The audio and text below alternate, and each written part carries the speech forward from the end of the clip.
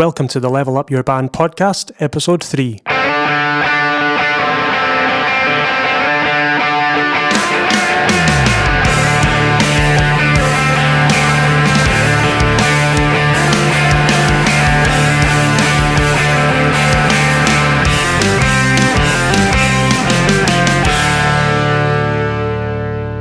Hello, welcome back.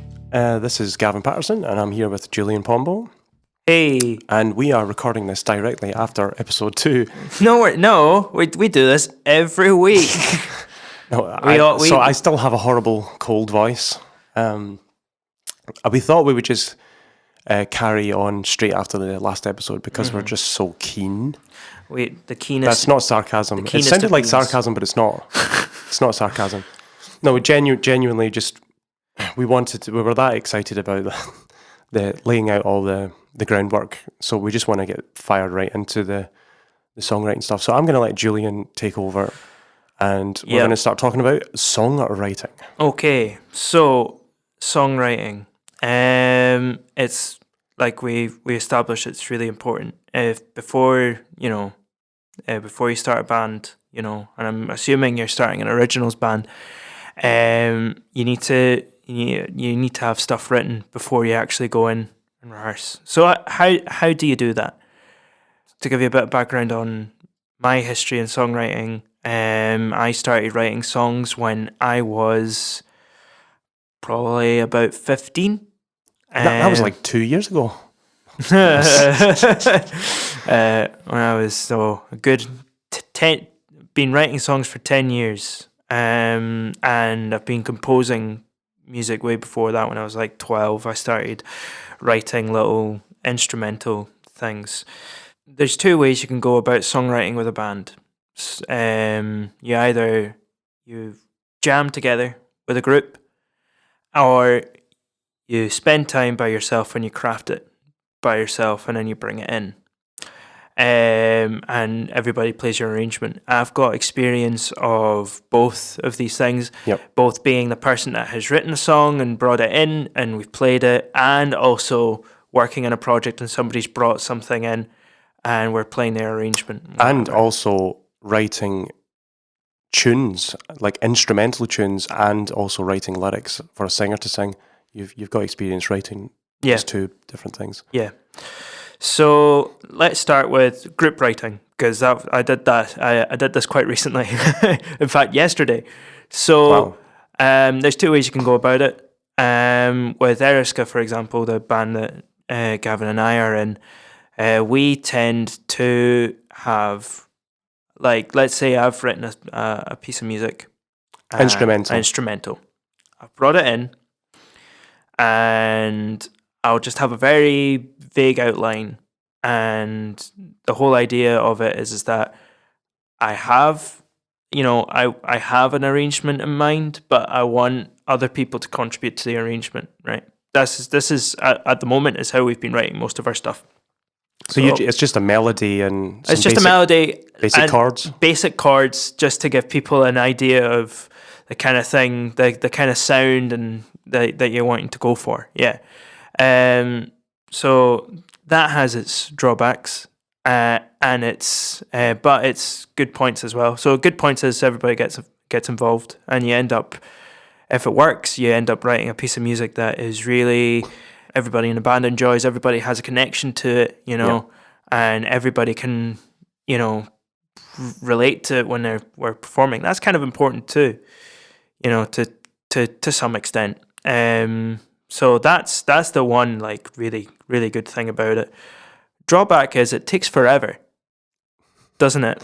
It takes, it depends on the tune, I guess. It depends on how people connect with it, the musicians themselves. It's like you've come in with a piece of music that is, if you played it from start to finish, it is like less than 30 seconds long. Yeah. But we managed to stretch it out to 4 minutes. Yeah. Because we keep adding and changing different arrangement ideas. Yeah, exactly. But the way we work, it's not a verse and a chorus because there's no singer.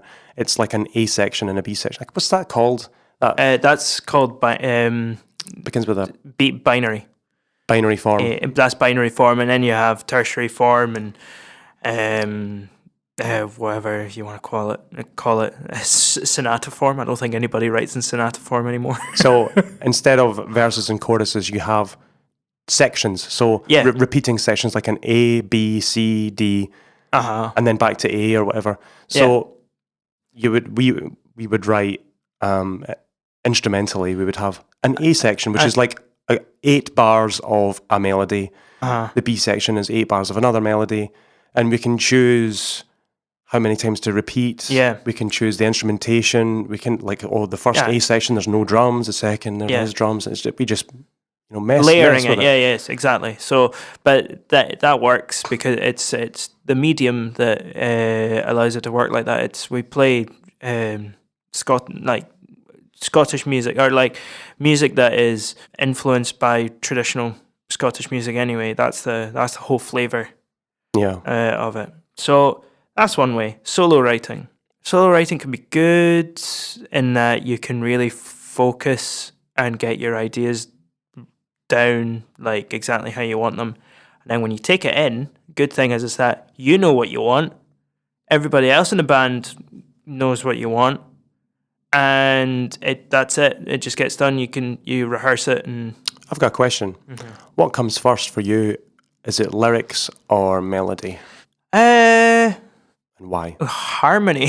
Harmony? Yeah. Also like chords and stuff? Yeah, I write chords down first. Oh. And then I improvise a melody. And then I improvise harmony. So my structure for songwriting, when with lyrics or even just melodically, is concept. What is this piece about? What am I trying to say here? Tonality to match with that concept. Like, do I want it to clash, or do I want it to things like lyrical dissonance? I'll go into that. The Beatles were absolutely amazing at it. So then the harmony, and then the melody. So I'll improvise something over the top of the harmony. Right. Or somebody else that I'm writing with, like my sister, for example, she'll just improvise some stuff, and we'll figure out something together. And then we've got the melody. Let's write some lyrics that match up, basically. Right, because some people do. They maybe write poems. Oh yeah, totally. Like John Lennon wrote poems, and then he tried to fit them to music. Yeah. So there is no right or wrong way. Exactly. That's the way I do it. Whatever works. You can go down. You can do the complete opposite of what I do, and you would probably end like it's just what works for you. Sometimes for me it might even start with a little hook that I've written, like a riff or something, and then I'll think about it. And I'll think about it, and I'll think about it, and then all of a sudden I get an idea, and then I go, right, that's it. And I'll write it down. So, yeah, that's how I tend to go about it. So, see if another question, because I'm genuinely interested. Like, I don't have any expertise in this at all. I've tried to write songs in the past, and I always just get frustrated and give up. Don't do that. I'm a producer, mixer. I record other people's music, so I prefer taking an idea that's already established and then building upon it. I enjoy that more personally than actually coming up with the thing in the beginning. I'm just better at doing that.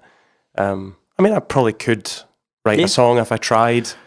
I might do that at one point. I might actually try and come up with some composition. But yeah, I was going to ask, if you say you've come in with this song, all you've done is you've got your melody, your lyrics, and you've got some basic chords, and you come in, and the band are like, oh, I want to change this, I want to change that, but you know your vision, and you're like, I want it to be this certain way, and there's going to be conflict because there's other people in the band are like, I don't know if that's my cup of tea, I don't know if it suits this genre or whatever. What do you do?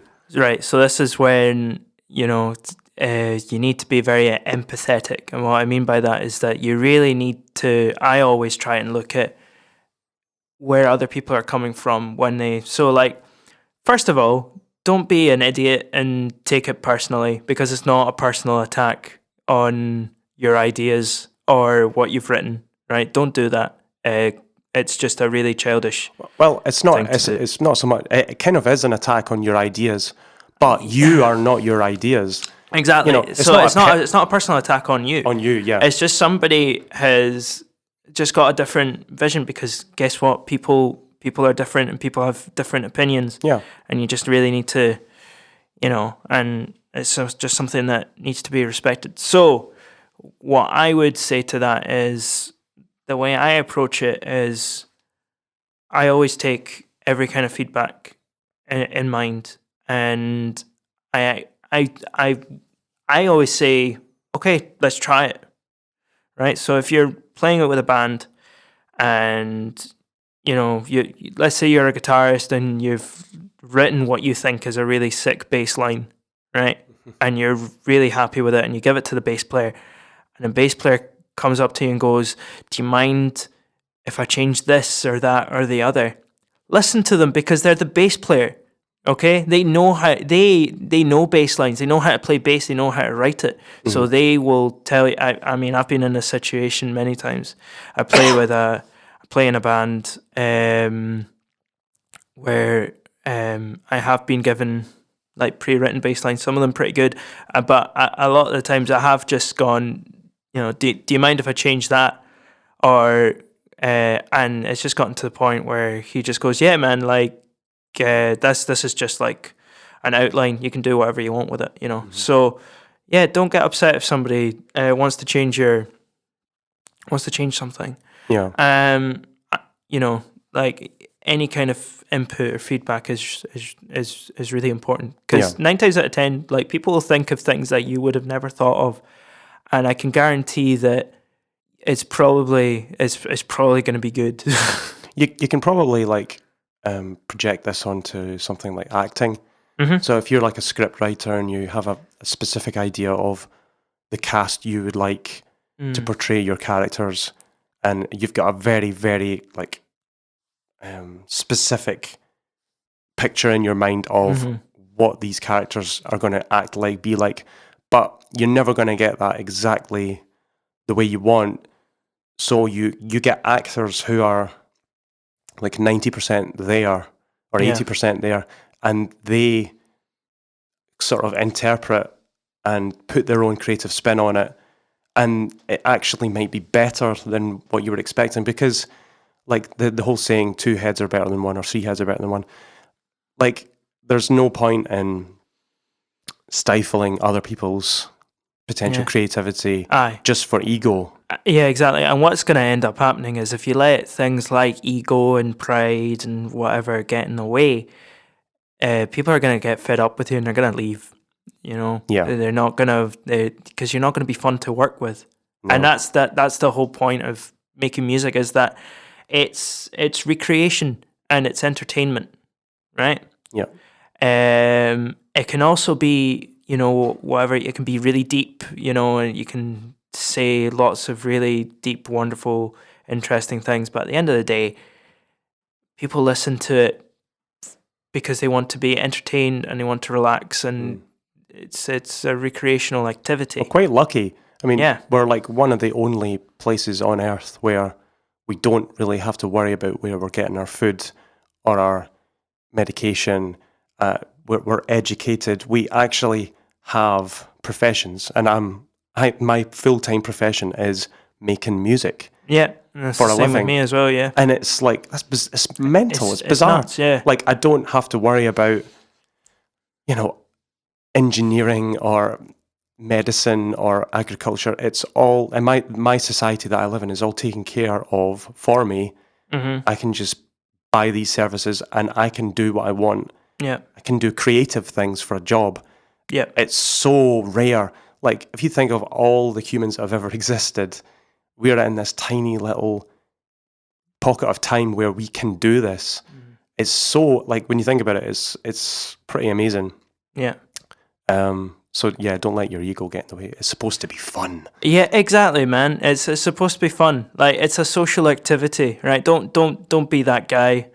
Don't be like I don't know if there's any people listening out there that play Dungeons and Dragons, but like, just as a wee side note anecdote, don't be the guy that's like, really heavy on the rules, and you're dictating how people should be acting in the game and things like that. Just let people be themselves. Let them, and see other people's points of views always.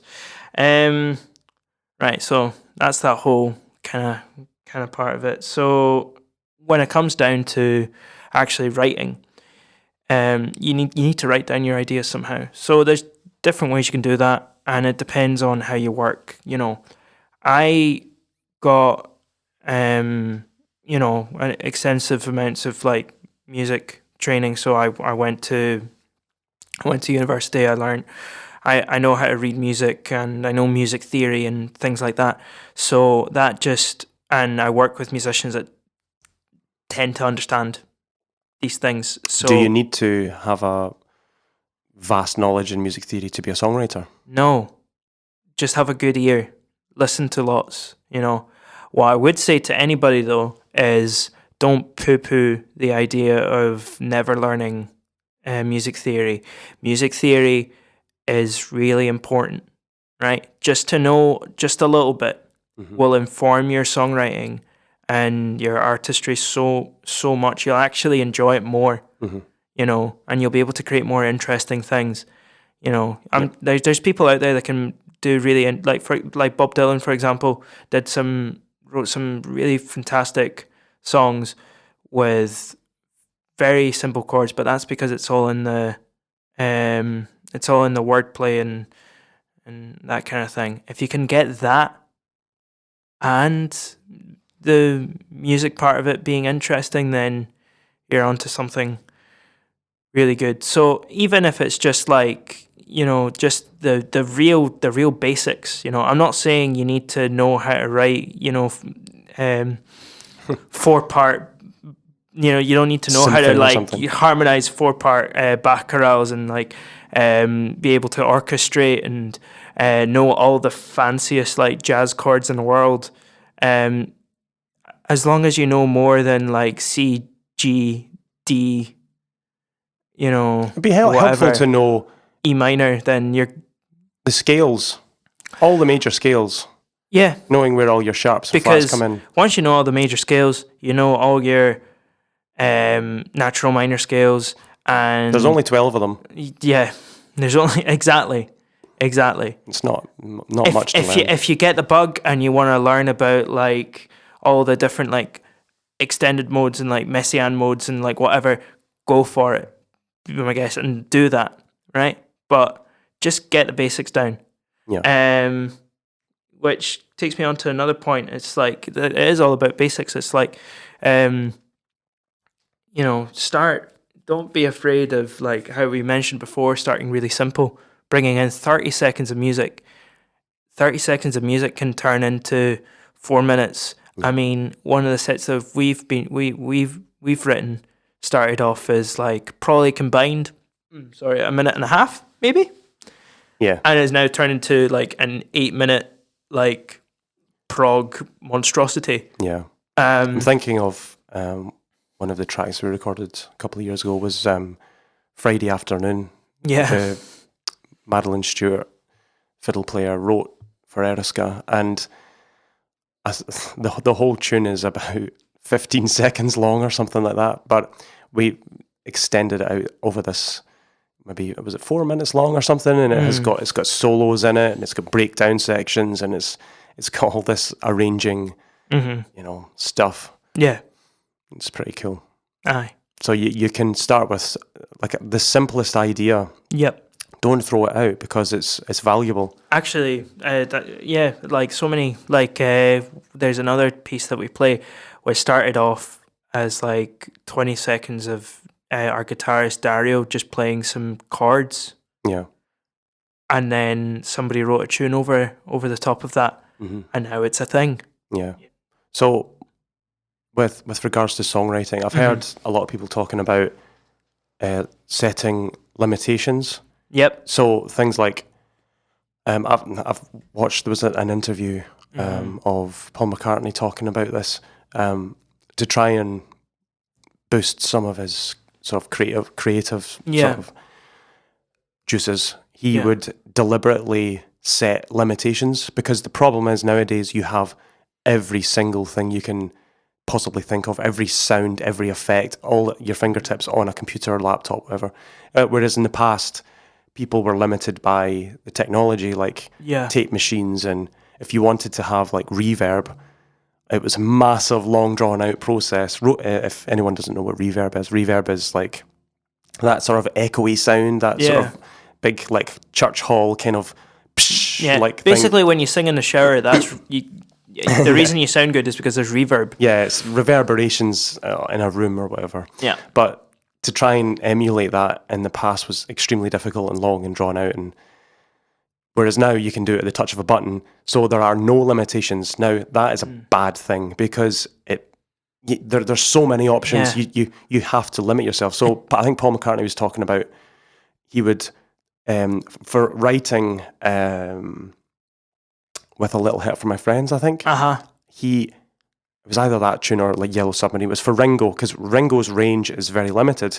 Yeah. He challenged himself to write a really poppy, catchy tune by using only 5 notes or 6 notes or something.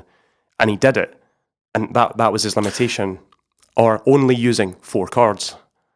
And be strict with it and see how it develops from there. And this, you could do it instrumentation-wise. You can do it like only on a piano, or in the case of you and your sister for your new project, everything is done in 8-bit. As a style.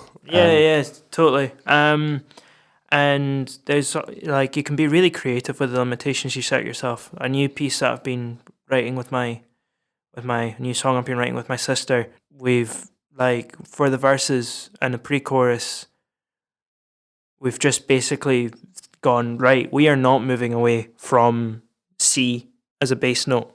So let's just write, let's put in chords and let's make it work just with C, all right? So C major. Just C major, just the root note, C, and then just play about with different chords. I mean, obviously, we there's one bit where we move away from that, but having that one limitation led us to writing a whole song and led to more ideas, so do that. And also, don't be afraid of trying to, like, break, if you know what I mean, like, break and exploit the equipment that you have already, so, like, push, like, if you're doing something digitally, push the plugin to its absolute maximum and just break it and see what happens, because you will get some. Yeah, don't be afraid. Yeah, just try stuff. Try stuff 100%. Gavin, have you ever been to Egypt and seen the pyramids? I have not. Right. Would you write a song about the pyramids? Well, I don't write songs, so... I know, but say you did. Say I did. Would you? No. Why? Because I don't care about them. Because you've not seen them? I've not seen them. I don't really know that much about them. Well... we know about as much as we've read from textbooks and got taught in school, But that's exactly my point. If you don't know about it, don't write it. Right? And that goes for anything.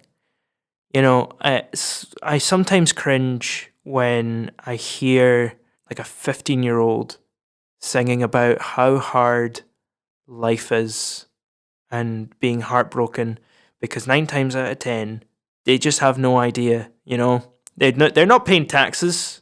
They don't have to go out and work, most likely, And this is sounding like a total, like, these damn kids. But like, they don't know what they basically don't know what they're writing about. It's funny, I had a friend who wrote a song about her boyfriend and, lovey-dovey. She had never had a boyfriend, and she was writing about, this fictional, and it's right enough. People do write about things that they actually haven't experienced. Yeah, don't do that. It's all, you can write a good song, but it can happen. But that is not the rule. That is like the exception to the rule. I think if you want your best chance at writing music that you will enjoy and that that will come easily to you, learning it and like writing it and whatever. Just write what you know. Yeah, it's so important. Just write about stuff. So I mean, it can be anything. Like for example, like a song that I wrote with my sister. I really like Dark Souls. It's a fantastic game. I get really annoyed with it, but I really enjoy the character Solaire, and because I've played it, I know the lore behind it. I've read about it. I know about him. I know about his character. I know about his drives, his motivations, and I was like, "Hey, this is pretty cool. I could write an interesting song about this character." Do that. If you are really like deep into like Sonic the Hedgehog lore, I'm sure you could write a really, really cool, interesting song about that little blue guy. But not the ugly one from that first trailer that came out. No. We don't talk about him. We don't talk about that. But yeah, talk from experience. Don't write about the pyramids. Write about somewhere. Like if you and your parents went on holiday like every summer, write about that.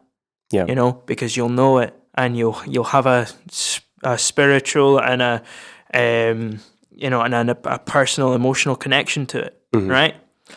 So that's right from experience is definitely an important thing for songwriting anyway. Tune writing is a bit different. I would say still write from experience if you can, listen to your emotions and that's just getting a bit holistic and hippie-ish. But it is about a lot of this kind of stuff is about like the whole creative process. It is an emotional process as well. So that's what music is really. It's kind of human emotion put into some sort of physical form that you can sort of translate it to someone else. Yeah, that's what it is. Totally. So write from experience. Always. A lot of songwriting is about managing your band as well. So if you're doing a lot of group songwriting, don't end on bad terms. A downer. On a total downer. Yeah, I had thought that. I had thought like if you're learning an instrument and you're learning this particular thing, say it's on guitar or whatever, you're learning this chord. It's always better to finish your rehearsal or your little practice on something that you're good at, because the last thing you remember is, oh, I was really having fun with that. If you end on something that you weren't enjoying, then you're less likely to go back to it. And I think the same thing would apply to songwriting. Am I right? Yeah, exactly. Exactly that. You need to recognize when to stop. That takes experience and time to learn that, but and just understanding human beings and being aware of body language and whatever. Look at your band, look at how they're reacting, and if people are starting to look fed up, just take a break. Or go, right, let's just run up until where we got to, and we'll tackle that bit next week. And you'll play stuff that and you'll like, and then you'll end it on a high, and then people won't, will come back fresh with more ideas. I've been in situations where, I mean, we both have. We've been in situations where we've been writing, and we've just ended up getting really, really frustrated, and then the ideas just get worse. Yeah, because of that. Yeah. No two songs are, conceived in the same way, because you can get some songs that just basically write themselves. You can have a whole song done in an hour, and then the next song you come in and it can take like 3 sessions to It get just it done. takes forever, and you don't know why. But yeah, Keep at it. Just keep on going. Keep going. Keep on keeping on. As a human being, dealing with rejection or things failing. So we touched on, not taking things personally. I'd like to go back to that. Don't take things personally. So obviously, once you finish writing a song, you're going to go out and gig it. If it falls flat on its and it doesn't work, it'll be disappointing, but don't get upset or bin it. Reflect on it. A lot of it's a really important thing to do as a musician and as a composer and a songwriter. Reflect on what happened. Was it the way you played it, or is it just the composition itself? Was there a section that was way too long and people lost interest? Are there too many ideas? Are there too few ideas and things going on? Think about that, and don't treat failure as don't think that if you failed once, you failed forever. Keep going at it. Sometimes you will find, it's rare, but you'll find that maybe you've written something and it just doesn't work. And then even, and you'll realize it doesn't work when you yourself go, actually, it is a bit, it's a bit rubbish. Yeah, don't be afraid to, change your mind. Throw it out if it's not working. So I'm really sorry, Gavin. You're probably going to have to edit all of that rambling, because it really was rambling at some points. But I hope anything that I've said has resonated with some of you listening, or has given you guys ideas, or maybe you're at the same level that I am and you're going, oh yeah, totally, I agree with all of this, or I hadn't thought of that before. It's really cool. Or send us an email or something, and yes, with your questions. So once we start getting to that, we will reply. And we'd really like to take your guys' stories, experiences, feedback, whatever, on board. And leave us a shining 5-star review on iTunes and Spotify, or whatever. Leave us a 1-star. I don't care. It's all good. It's just a rating at the end of the day. But yeah, totally. Just get in touch and let us know what you think, good or bad. So what are we going to do next week? If I remember correctly, it's rehearsing. Isn't that right? That is right. Rehearsal discipline. So you've got your song. Yeah. Now you've gone through all of this that I've just talked about. Yeah. And it's now actually putting that song to the test, to practice, literally practice. And we'll talk about arranging as a band, rehearsing, and getting it to a point where it's fit for an audience. Yep. So we'll talk about that next week. Okay, bye. Bye.